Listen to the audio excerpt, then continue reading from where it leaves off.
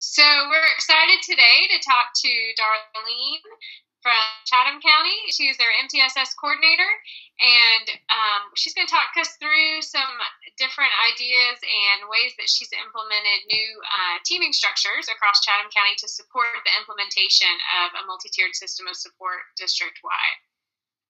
So Darlene, do you want to get started? You want to talk to us a little bit about how you set up those teaming structures, kind of what the need was, and where you went from there? Sure.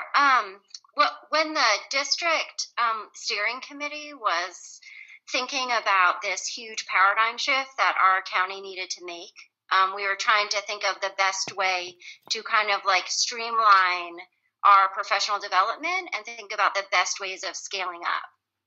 And in doing so, we realized that schools really needed to have teams that would be able to be our kind of like professional development leaders at the schools, as well as the ones that the district would able to like focus their professional development energy towards. And then also have a communication protocol set up. So by having a clear team, we were able to set up a clear communication protocol between the schools and the district leadership to help remove barriers.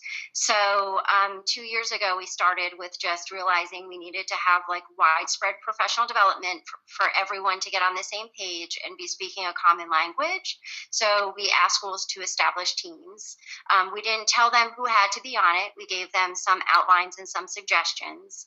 And they sent us the list of the principal sent us the list of the employees that they were planning on sending. Some asked for input and some didn't. And that's how we started last year. And then this year, as we're trying to work in behavior into the same MTSS framework and making sure that everyone understands what Tier 1 behavior is, what does Tier 2 look like within this framework for behavior needs, etc. The same teams came to the same training. So schools started realizing that they could use this one team to help with building solid core practices and just with implementation of MTSS. So it sounds like it kind of organically grew out of an idea that you would have one centralized implementation team at the school level that would guide all the different initiatives across the system of support, right? Yes.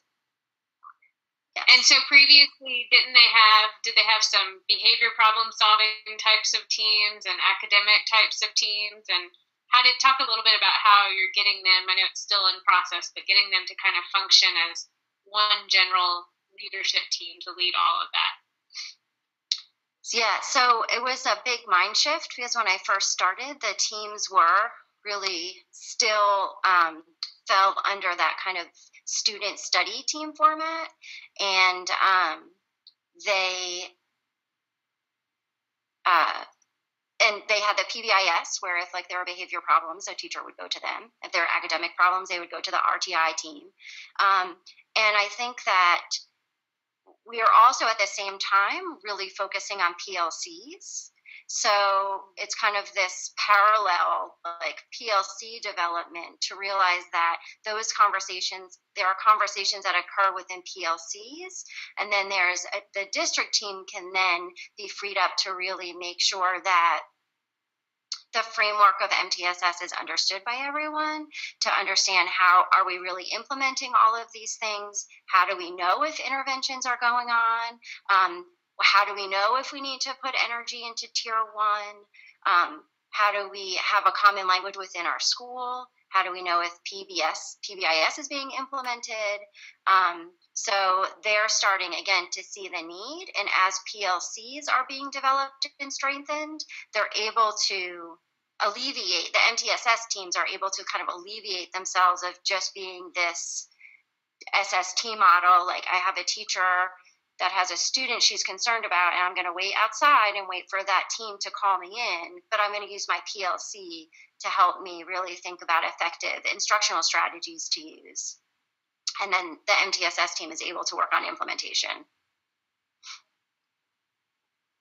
Nice. So what have you learned overall from kind of doing this work? What would you say to other districts that are trying to move towards kind of that integrated teaming structure model? Is there anything like lessons learned that you've had over this time? I think that the idea of a communication protocol came a little bit later. If I had maybe started with that, so that they really understood the purpose of the implementation team.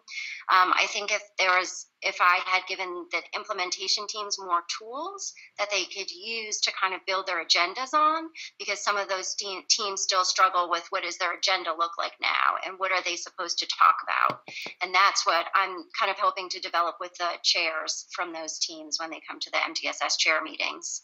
But I think that those are the two main things, as well as the importance of the PLC, that those are the main structures that would really help with the implementation of the school-based teams.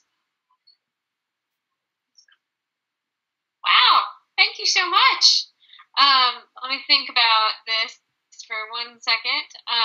So one more question. So your Yes. MTSS coaches at the school level then chair those MTSS implementation teams at the school level, and then that's your direct point of contact as the district coordinator, right? Right. So we've set up that communication protocol, and that took some training with the chairs and the principals to understand, like, that it starts with the teachers communicate to their PLCs, that communicate to the MTSS team, that communicate there, and the chair is present there, and that then the chairs come to monthly meetings with me to communicate glows and grows or barriers and celebrations. And then I'm able to share that with our district leadership team and our implementation team on the district level, so that we can remove barriers and also help us action plan and what professional development we need to do across the county. Awesome. That is so exciting. Thank you so much. Exciting. And I'm excited after today's meeting too, because we came up with a plan for next year. So I'm excited.